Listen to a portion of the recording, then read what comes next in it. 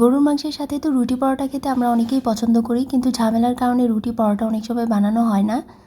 তাই ঝামেলা ছাড়া সহজভাবে একটা পিঠা রেসিপি শেয়ার করব, একদমই প্যারামুক্ত একটা পিঠা।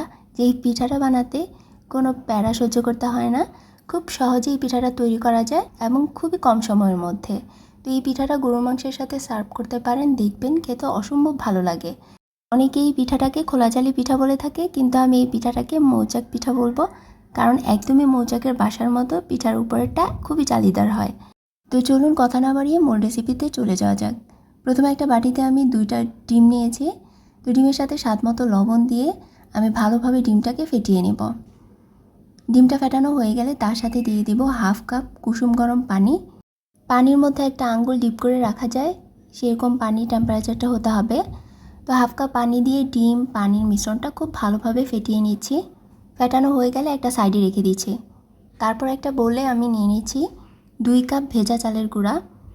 আপনারা চাইলে শুকনো চালের গুঁড়া দিয়েও পিঠাটা তৈরি করতে পারবেন, তবে সেই ক্ষেত্রে পানির পরিমাণটা একটু কম বেশি লাগতে পারে। স্বাদ মতো লবণ দিয়ে দিব। তারপর সেই ডিম পানির মিশ্রণটা দিয়ে ভালোভাবে ফেটিয়ে নেব যাতে কোনো লাম্পস না থাকে।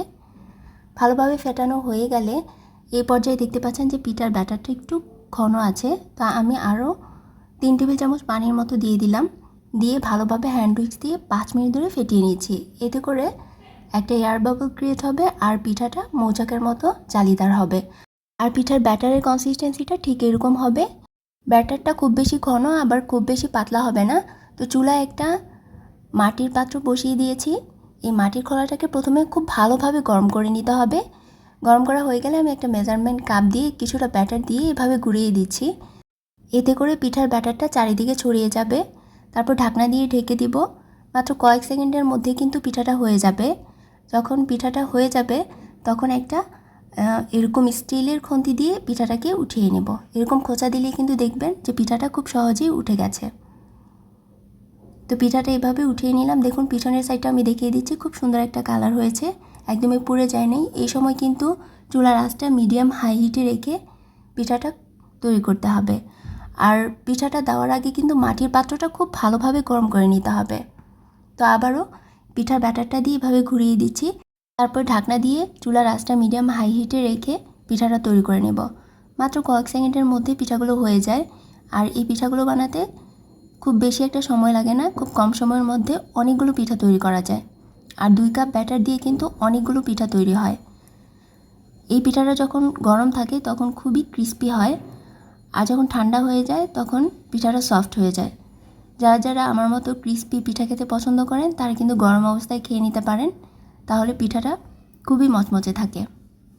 আর পিঠাটা ঠান্ডা হলে কিন্তু একদমই তুলোর মতো সফট হয়ে যায়। আর এইভাবে আমি সবগুলো পিঠা তৈরি করে নিয়েছি। গরুর মাংসের সাথে খেলে এই পিঠাগুলো খুবই ভালো লাগে। আপনারা চাইলেই খেজুর রসের সাথেও পিঠাগুলো খেতে পারেন। এই পিঠাটা কিন্তু ননস্টিক ফ্রাই প্যানেও তৈরি করা যায়, তবে মাটির খোলায় তৈরি করলে সবচেয়ে বেশি ভালো লাগে। আর মাটির খোলায় এই পিঠাটা তৈরি করলে একটা বিষয় খেয়াল রাখতে হবে, যখন পিঠার ব্যাটারটা দিবেন তখন হাই হিটে মাটির খোলাটাকে খুব ভালোভাবে গরম করে নিতে হবে, তারপর পিঠার ব্যাটারটা দিতে হবে। তাহলে খুব সুন্দর জালিদার মৌচাকের মতো একটা পিঠা তৈরি হবে। তো আজকে আমার পিঠার রেসিপি ভালো লাগলে অবশ্যই ফ্রেন্ডস অ্যান্ড ফ্যামিলির সাথে শেয়ার করবেন। আর যদি কেউ এই রেসিপিটা দেখে একটু উপকৃত হন তাহলে সাবস্ক্রাইব করে আমার চ্যানেলের পাশেই থাকবেন। আজ এই পর্যন্তই। Thanks for watching. Take care. Bye by.